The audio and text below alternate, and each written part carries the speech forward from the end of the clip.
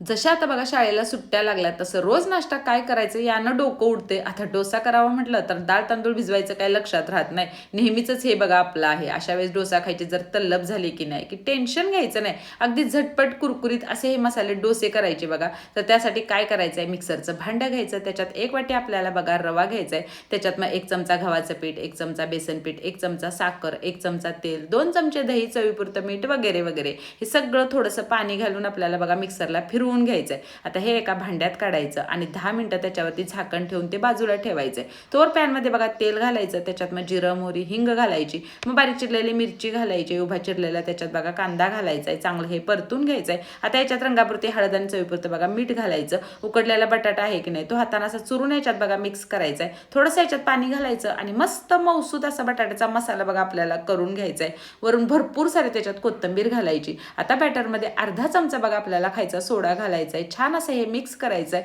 आता डोश्याच्या तव्याला तेल लावायचं आणि चमच्यानं गोल गोल असं की नाही पीठ असं तव्यात पसरून घ्यायचं आहे. एका बाजूनं डोसा असा लालसर असा झाला की नाही की वरून तूप किंवा मग बटर घालायचं. एका बाजूला बटाट्याचा मसाला आहे तो असा पसरून घ्यायचा आहे आणि मग फोल्ड करायचं. तर इथे मी बघा ऑडी निरपचा पेपर घेतला, त्याच्यावरती मस्त कुरकुरीत असे आपले हे मसाले डोसे काढलेत. आता आठवणीनं सुद्धा तुम्ही बघा डाळ तांदूळ भिजवणार नाहीत, एवढे डोसे भारी होत आहेत. नक्की करून बघा आणि सबस्क्राईब पण करा बरं का.